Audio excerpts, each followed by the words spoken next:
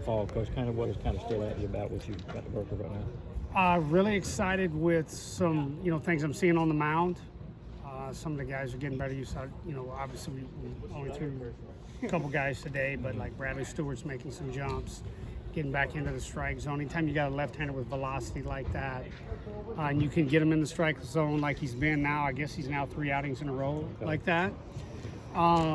Anytime you get that, you got a chance against anybody. You start to look at some of the other guys. Like today, just going through some of the guys today. Logan Spivey's back up to 95 and throwing strikes. Really liked what I saw out of Justin Bird early today. Caleb Jamison, that's by far obviously his worst outing of the fall, but he's shown a lot of promise. I really like where he's progressing. And then obviously you got some of the other guys. Kenny's throwing the ball well. Joey's throwing the ball well. We can sit here and talk about a lot of guys. Really like where our pitching is. Our defense has been phenomenal. I know today we had a hiccup there at first, but you know how I do things.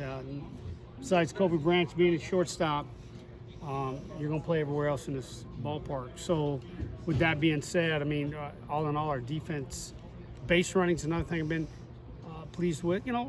Our hitting at this time of year is what it's supposed to do. It goes up and down. There's some ebbs and flows to it, and that's what we're seeing.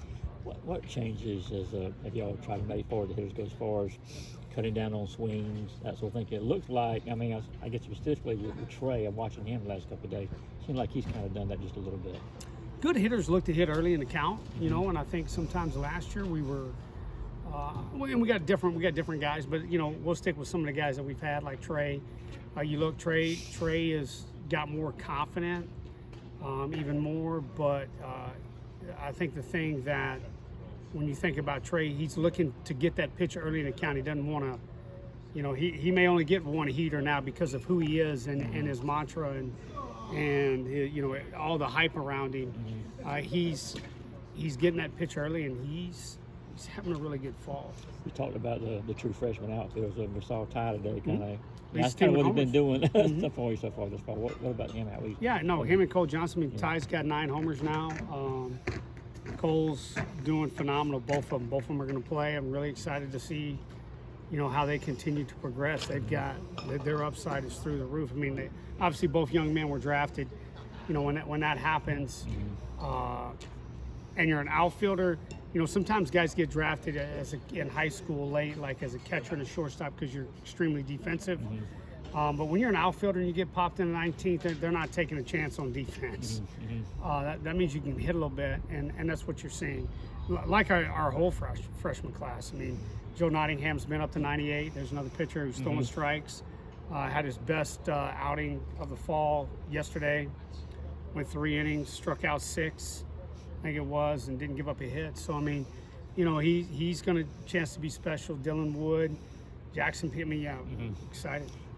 Y'all have more depth pitching this year, you think? We got more depth. We'll see. It was good to see Andrew Binke, who just through that last inning had appendicitis. We were really counting on Andrew, to, as you guys know, we've run a lot of lefties out there, right, the last 2 years, haven't we? Yeah, no, we haven't. We hadn't had any. So we, Andrew was one of those left-handers we were looking to get out of the pen. And I'll tell you what, today I thought he looked great for his first outing of the fall, coming off, like I say, he had to have his appendix out. So. What have your early impressions been of Henry Allen? Henry's fine. Coming back, he was in this league as freshman at Mississippi State in the fall, and then goes to Northwest Florida, and our league's good. And I think he's just now getting back to, like, you're seeing some ups and downs. He obviously had a really good day today. I thought he had a really good day yesterday. He's just getting back to seeing velocity and pitching like you see in this league. We got a lot of guys who throw really hard. So, he's doing fine. We've challenged him too. If you've looked, he's played third, he's played second, he's played first, played left, he's played right. He's getting used to that. He hasn't ever moved around that much, but he's done really well today. He's done really well at second base when you look at his defensive WAR metrics. Yeah, how much of it for you right now is tweaking things versus focused on getting those results? Results matter to an extent, but not Like, you better tweak. You better get all your tweaking done now. It's really hard to drive confidence and tweak guys in season. What's the difference between, just how things may have been 10 years ago, pre-portal with the fall, and what do you look to get out of this part of the year just as a coach? Yeah, you're just, it's funny. Everybody's got, I think we do a really good job here of individualizing for players. And so it's different for each guy, right? I mean, you look at now, to use a Trey Phelps, who's now been in our program 3 years, freshman All-American, to last year a lot of hype, to, all this stuff. Now it's like, okay, Trey's going to be different than a Henry Allen, for example. So as opposed to Jack Archimon, who was another, highly touted player in the draft and so forth. And so it's just, there's different things, right? So we could talk about each guy, but yeah, everybody's got a little something different where you may be just trying to get a guy to understand an approach, like maybe a Jack Archimon at this level, where Trey understands his approach, now it's go up and execute it, right? Yeah. I do want to ask you about Joey. You got a guy who's got that so much, high-end stuff. You was just pitching coach. What kind of things are you trying to fine-tune and get him where he wants to be? He was, he obviously he had a good idea, but he got here, we slow played him. We had to get his body right. We didn't really like where his body was. He was strong, don't get me wrong, but I mean like mobility in certain areas, strength. Pitching's about strength, but it's also about having strength in the right areas. We didn't feel like we had that where we needed it to be, so we did that, and then we had to start to refine his delivery and his arm action, and we needed to add a couple things from a weapon standpoint as far as his arsenal goes, and we've been able to do that.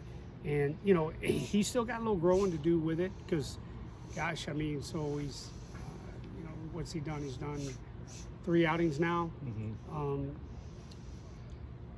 You wish he had a little more time, so he's going to get one Sunday. He's got 1, 2. He's got 2 outings left or 3 outings left this fall. And so the months of December will be big for him to continue to feel, the different pitches we're putting in with him. You mentioned him with the freshman class, but what are you working on with Joe? Joe Nottingham, Yes. Just slider. Okay. Joe's slider, I thought it's really a cutter, but I mean he calls it a slider. It's a cutter metrically when you put it into a vacuum.